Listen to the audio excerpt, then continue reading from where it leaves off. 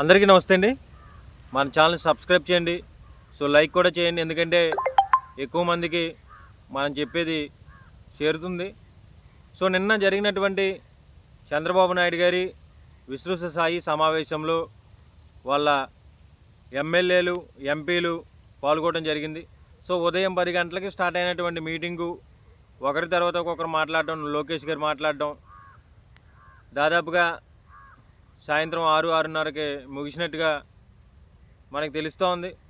So ఈ meeting ఒక ఉద్దేశం ఏంటంటే, మనం జగన్మోహన్ రెడ్డి గారిని ఏ విధంగా అడ్డుకోవాలి, సో మనం ఇస్తున్నటువంటి సంక్షేమ పథకాలని తొలి అడుగు భాగంగా ఈ నెలల పాటు మనం ప్రజల్లోకి వెళ్ళాలి, ప్రజల్లోకి వెళ్ళి ప్రతి ఊరూరు తిరిగి మనం ఈ పథకాలు ఇస్తామని చెప్పేసి చెప్పాలని చెప్పేసి దీని తొలి అడుగు ఒక ఉద్దేశం అని చంద్రబాబు నాయుడు గారు చెప్పడం జరిగింది.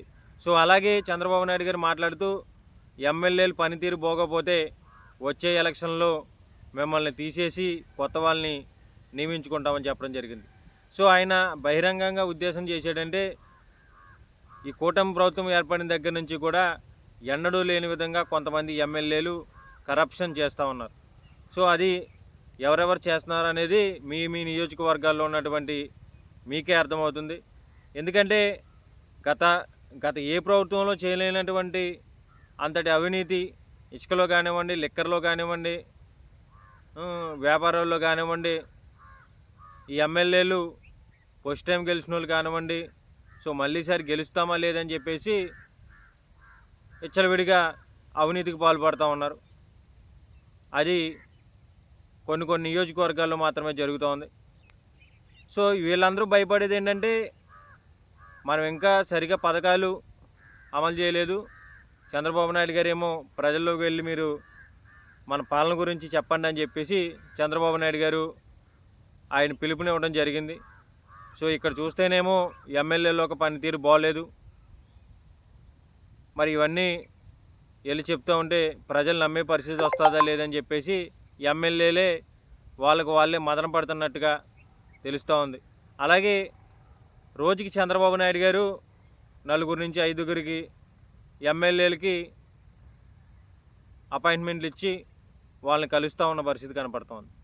ఎందుకంటే ఎమ్మెల్యేలకి ఆయన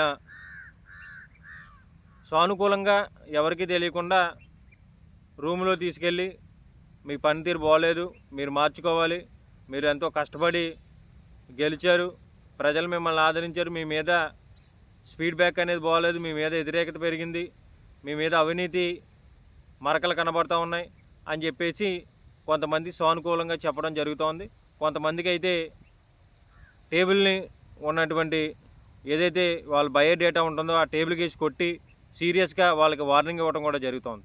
సో ఇవన్నీ చూస్తూ ఉంటే ఈ కూటమి ప్రభుత్వం ఏర్పడిన దగ్గర నుంచి కూడా అవినీతి అనేది పెరిగింది, కానీ ఎక్కడ కూడా తగ్గలేదు. ఎందుకంటే గతంలో ఎన్నడూ లేని విధంగా ఈ ఎమ్మెల్యేలు సో మళ్ళీసారి వస్తామో రాదని చెప్పేసి ఈసారి మొత్తం దోచేద్దామని, సో సంవత్సర కాలం అయింది కాబట్టి ఎన్నికల్లోకి వచ్చి పెట్టారు కాబట్టి ఈ సంవత్సరం పాటు చూసి చూడనట్టుగా చంద్రబాబు నాయుడు గారు, లోకేష్ నాయుడు గారు వీళ్ళందరూ కూడా వదిలేశారు.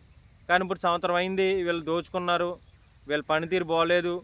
ఇప్పుడు ఏంటంటే సర్వేలు కూడా చేస్తూ ఉన్నారు. ఆ సర్వేల్లో 75 నియోజకవర్గాల్లో తెలుగుదేశం పార్టీ ఎమ్మెల్యేల పనితీరు బాగోలేదని చెప్పేసి చంద్రబాబు నాయుడు గారు చేయించుకున్నటువంటి అంతర్గత సర్వేలో కూడా తేలుతూ ఉంది. సో మనం ఇలాగే వదిలేస్తూ ఉంటే మన ప్రభుత్వానికి రెండోసారి డిపాజిట్లు కూడా వచ్చేలా లేవని చెప్పేసి ముందుగా గ్రహించినటువంటి బాబు గారు ఈ విస్తృత స్థాయి సమావేశం పెట్టి వాళ్ళకి క్లాస్ పీకడం జరిగింది.